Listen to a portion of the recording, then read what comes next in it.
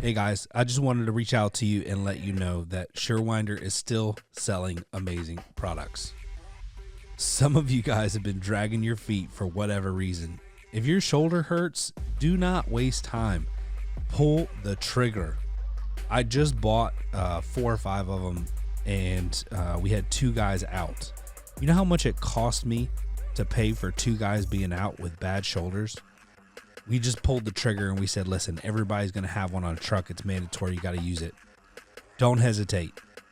Don't wait till your guys go down. It's going to cost you more. Buy a Surewinder. What's up, everybody? Welcome back to Torsion Talk podcast. I'm your host, Ryan Lucia. See how I changed that? I've been hanging out for a while. If you've been hanging out with me for a while, you already know I wear different hats every single day. But I came from a software background, and I've been 9 years owning my door company.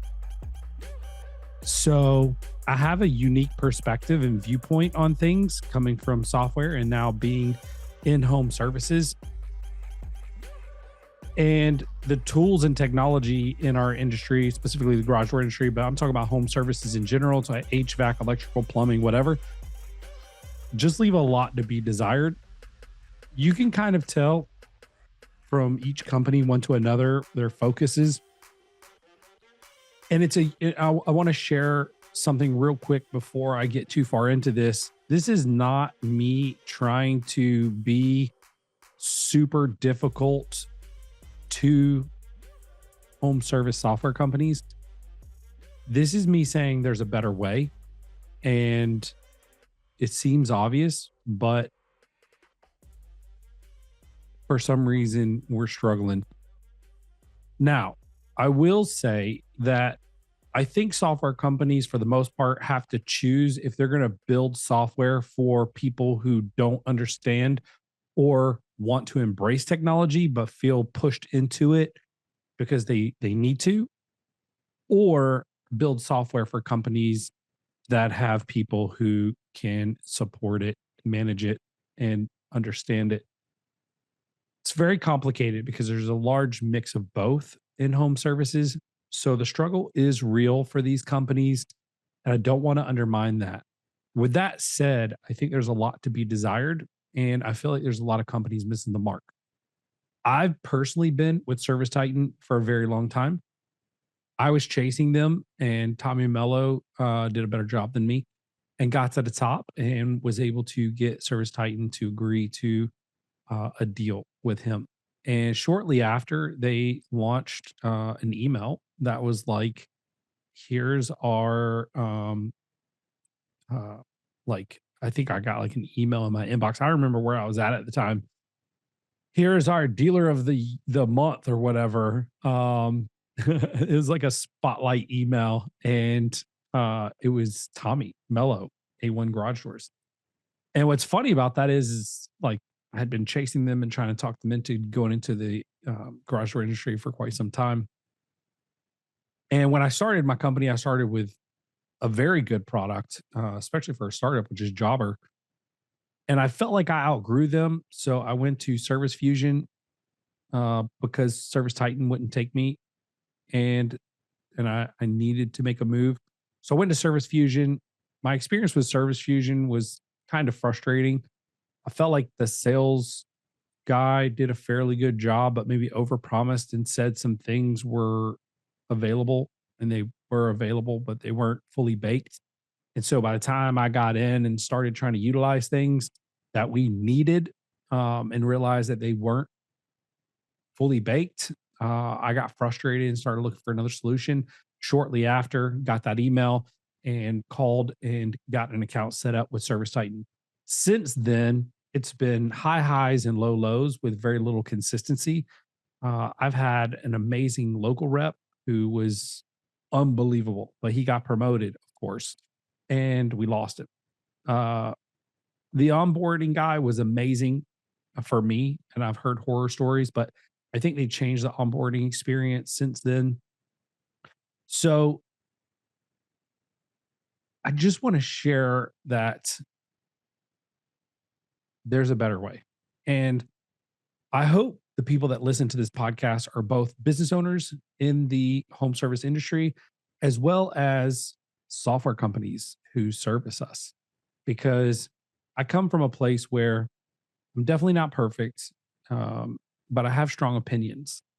And I understand the limitations on software. I also understand the capabilities. Although I did run the sales and marketing or sales department for a software company for a very long time, I was pulled into support and product meetings to really discuss, hey, what's going to move the needle, what's important to our clients, and help with the product roadmap. I'm a unique twist between understanding technology capabilities, the restrictions, how much work goes into building it, and also being able to communicate that in a very simple form. So I was great with being in the technical conversations with the product team and the support team, but translating that to the sales team in a way that made sense and was easy to digest so that they could regurgitate that to their customers. We would name products and things like that. Anyway, long story short, I feel like I'm one of the few, which I've actually been connected with a couple people here recently since I started posting about this, that are uniquely positioned to speak on this topic. So I'm going to set the stage on what I'm going to do, and you can choose to follow along or not.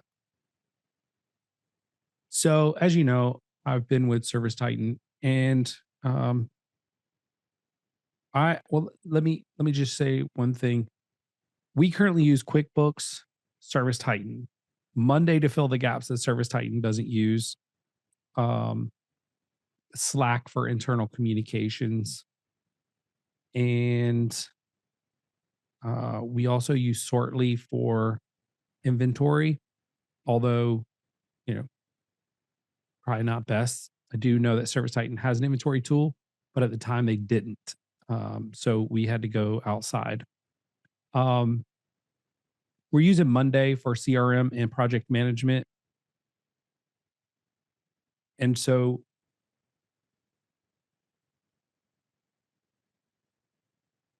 I know what you're going to say. You're going to say that I'm not utilizing all the functionality of ServiceTitan. And I know ServiceTitan will probably say that. And I agree. I am not utilizing the full functionality of ServiceTitan. As a matter of fact, I probably don't even know the full functionality of ServiceTitan, which is fine. Um, but I'm also spending about $4,500 a month. And to me, that's a problem because I don't have good support. I don't think I have a dedicated account manager. Um, and I upgraded to Marketing Pro over a year ago and have been requesting for my additional locations to be added to my account, only to find out that they haven't. Emails have been ignored, and I've been paying for this service for quite some time. I've asked for refunds, credits. I don't even, I'm not even sure if they've added all of them. Maybe added some, but I just got frustrated. Like, how do you sign up for a service, pay additional for additional locations, then have to chase the company to get them to turn them on for almost a year? I sent multiple requests. It's just not been a good experience. That's kind of been the theme through this entire experience with Service Titan on the bad side. Now, with all bad, there comes good. Service Titan has some great reporting. Um, their apps are fairly simple to use, robust, and um, I would say when we had a dedicated local account manager, he was unbelievably awesome, and which made it like feel twice as bad when he got promoted because it was ghost town and like the customer service has just been not good, long wait times, things like that. So last year or the year before, 2023, I think it was, ServiceTitan came to me and wanted to raise my prices. And I fought it, and fought it.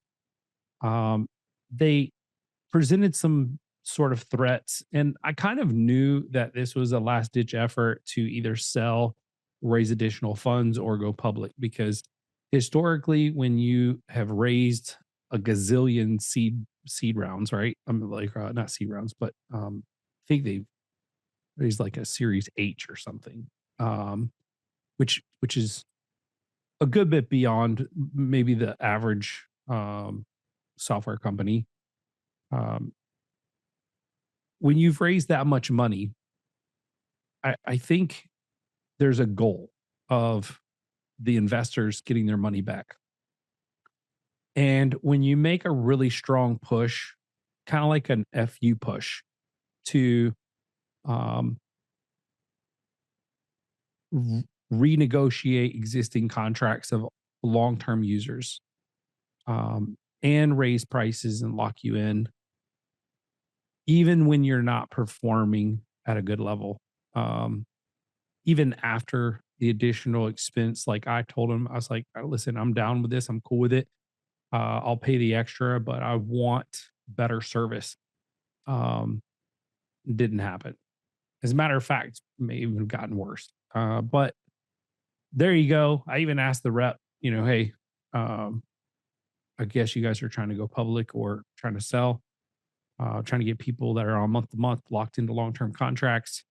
And the push was a very strong arm approach. Like it was kind of like you can stay here, but um, it's like you're not going to be supported. And that is not okay with me. I didn't like it. I felt strong armed. They did give me someone who was empathetic that jumped in and helped me. But again, she's hired to do what she has to do. And her job was converting my very good contract to a very bad one and jumped up my prices. She did find some ways to save me some money in some areas to help offset that, which I was very grateful for. She was really sweet. I will say I was very happy with her. For a hired gun, it was as good as it could have been, but it left a bad taste in my mouth. And I'm to the point where I don't want to feed greedy people anymore. And I don't mean that in like a I'm going to get them back way. This is not a bash Service Titan. As a matter of fact, I'm going to explore Service Titan almost as a new user as well, although they probably won't be in the running because I don't like the customer service. I don't like how they handled the contract portion. So I don't want to make this about bashing Service Titan, but I do want you to understand my experience and where I've come from and why we're here. So, as being in sales for a long time, even in the world of like software and automotive sales, like sales management 101 has always been sales projections. Um, and to my knowledge, there is no way to do pipelines or sales projections. As a matter of fact, for the longest time, unless things have changed recently and I've just not been updated, Service Titan has failed miserably. Well, I won't just say Service Titan, but that's just who I'm with. All of these software fail miserably in the sales performance range, right? I think Service Titan missed the boat in a very big way when they created their software and the workflow of creating a job for an estimate. There's a couple softwares out there that actually do a really good job of having an estimate being booked versus a job and allowing them to act a little bit different so that you can feed that the sales opportunities a little bit different. And for that, I really like it. Hey guys, I found something that changed my business and I want to share it with you. We've created packages that have included some of the best products in our industry to offer our service customers. The heart of that package is Stealth Hardware Kit. Stealth Hardware is the quietest hinges on the market. I challenge you to buy at least one of these, test it for yourself. Put it on your truck and design a quiet performance package for your customers willing to pay for a better, smoother running door. Buy your Stealth Hardware Kit at Service Spring, do a search for quiet hinge, and then buy that. You can buy a double or single door, 7 or 8 foot tall, and promise you, It'll change your service forever.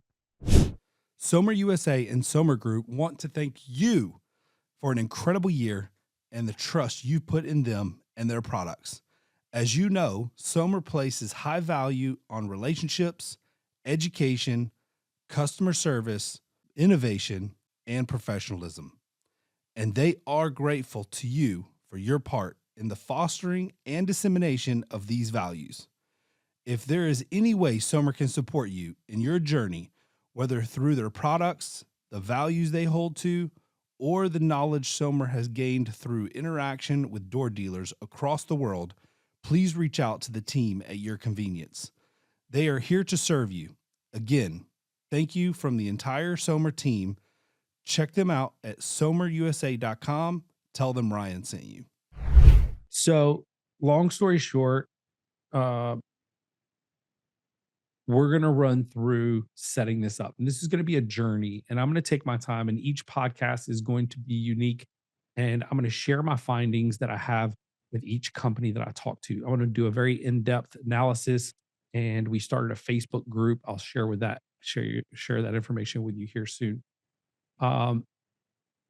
Let's see here. I'm trying to stay on script. We talked about ServiceTitan.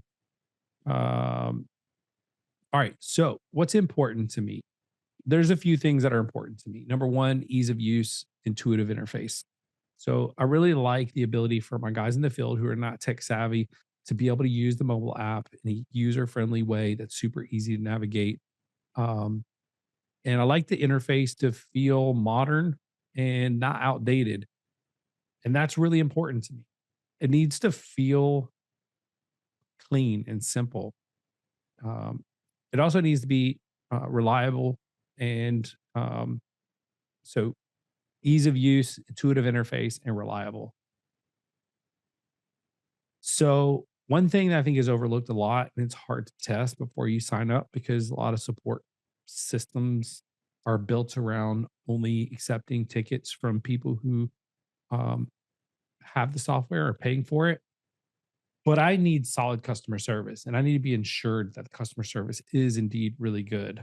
I also want reporting and analytics. I think that we can't make really intelligent decisions without having clean data and knowing that it's clean. And one thing that I found with a lot of these software is that the data is off.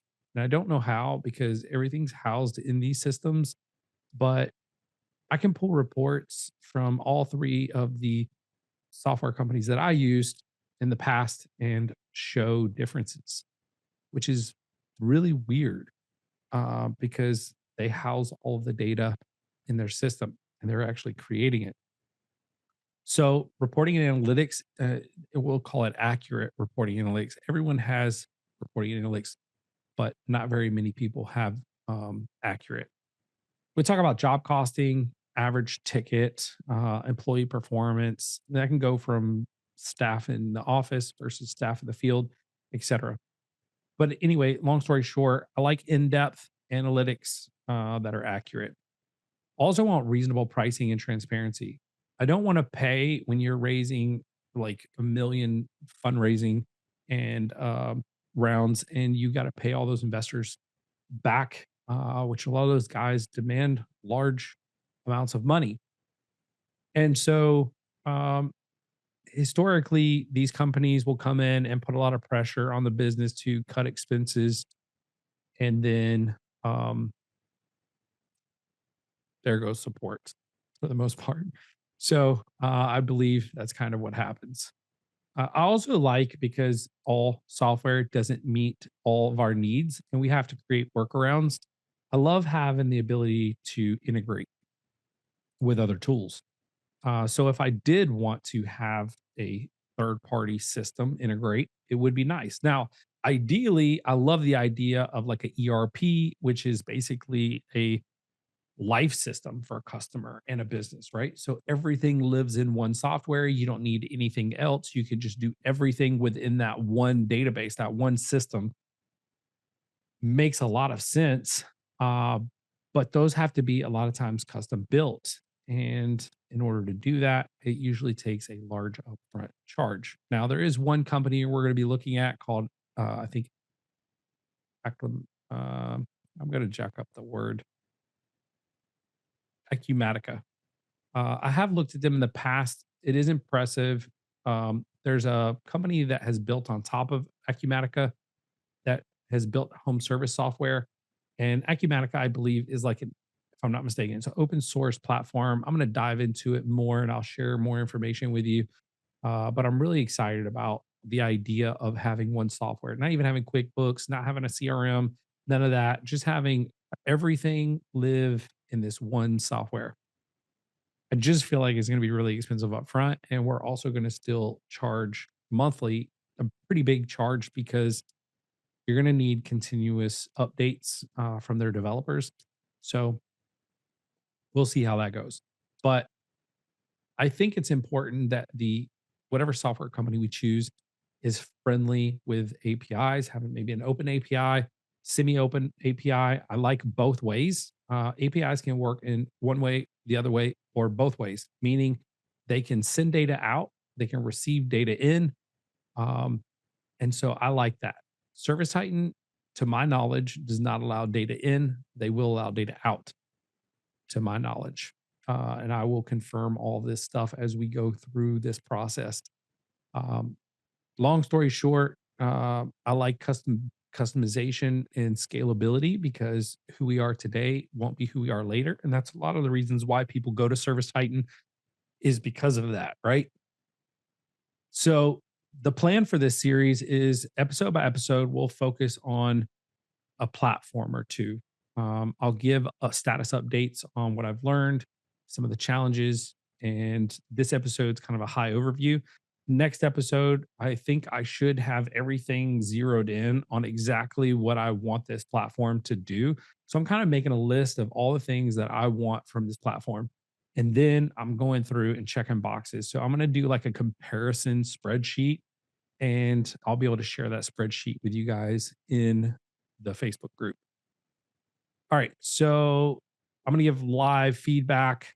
I'm going to take audience input. If I say something wrong or I say that a platform doesn't have something, it may just be from my lack of knowledge or maybe I misread something somewhere, some old information.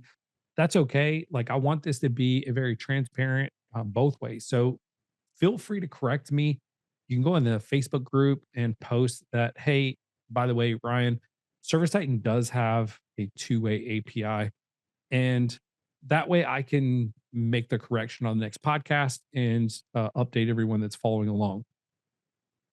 Now, um, when you boil down like my current pain points, it's cost versus value.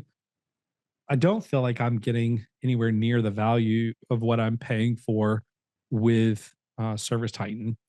Even when I just thought of this, you upgrade to the Marketing Pro and you set all these automations.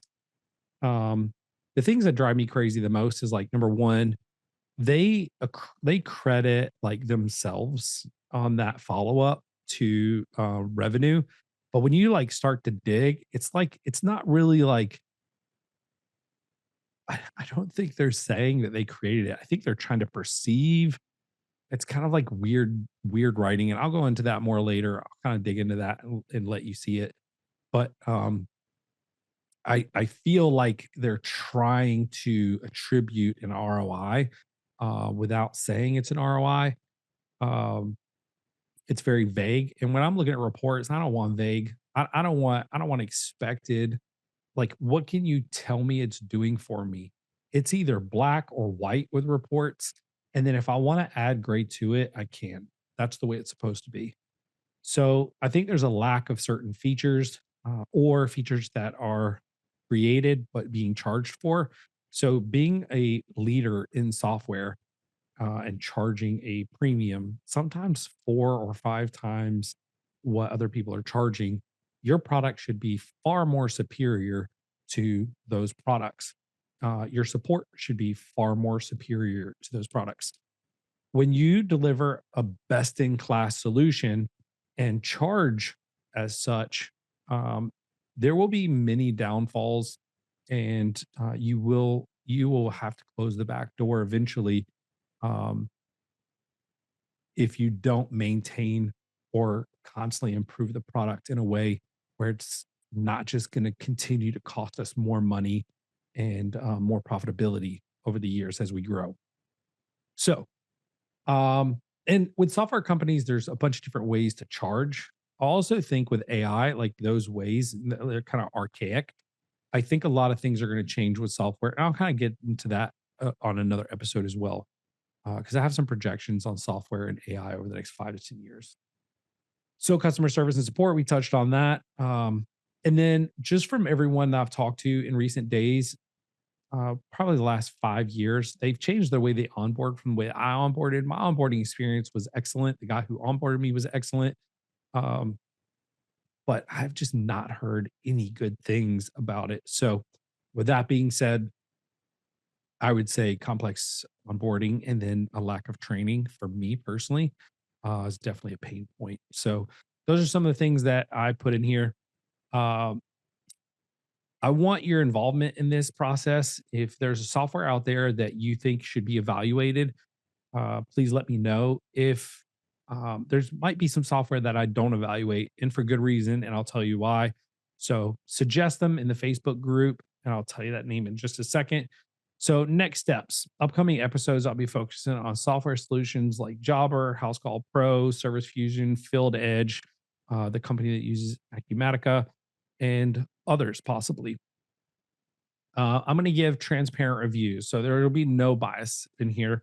No one's going to pay me. I'm not going to receive any type of endorsement or advertisement or free service in exchange for doing these reviews.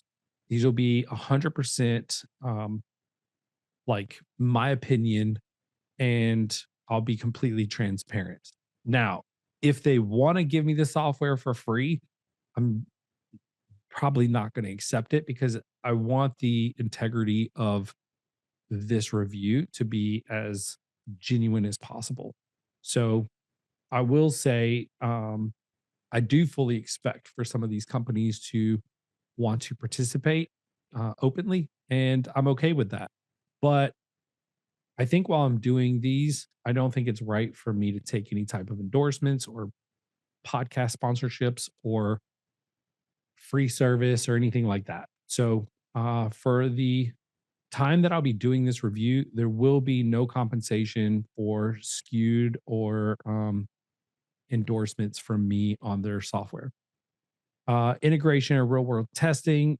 I'm going to test things before I buy. And so, whoever we work with or whatever companies we narrow it down to, I'm going to test the platform and make sure it's good, not just take their word for it. And I suggest you do the same. And then if you are in the Facebook group and want to come on to some of these, you use some of these companies, I'm going to have dedicated episodes where I might bring you on if we're talking about a specific software and you can tell me some of the pain points that you have or brag on some of the things they do really well. So we can make this a community involvement and have a lot of people chiming in. That way, hopefully, it can make the data or the content that we're creating even better and more transparent. Um, like I said, I'm going to create a list of must haves. I'm going to check out the trials and demos. I'm going to talk to current users and I'm going to plan my implementation. So, to wrap it up, join our Facebook group. I'm going to give you the name now. I know, but I made you hang on till the very end. Appreciate that. So, my Facebook group is, well, give me 1 second. I had it. It's called Field Service Management Software. Best Field Service Management Software. Best Field Service Management Software is the Facebook group. Wow, I've already got 32 people. I hadn't invited anybody. Like gone in and actually hit the invite button and selected people. I just put it in a couple of the garage door groups and looks like a bunch of people jumped in already. I just literally created this. So I'm really excited about doing this. Keep you posted. If you're watching on YouTube, I think I created a Reddit, created a Facebook group. I'm going to try to post everywhere as much as humanly possible and keep everybody posted on everything. If you have any questions, comments, please go to the Facebook group or the Reddit. I'm going to try to receive content there so I can streamline everything. But if you have any questions, post there, comments, or if you want to come to the podcast talking about a particular software, I will make you sign an agreement that says that the software company did not put you up to it. You're not being compensated, rewarded, or anything for coming on. We're going to have strict rules here, and I don't want anything getting out, any type of manipulation, because that ruins the whole process. Anyway, I hope you guys enjoyed the podcast. This is episode 1 of finding the best field service management software.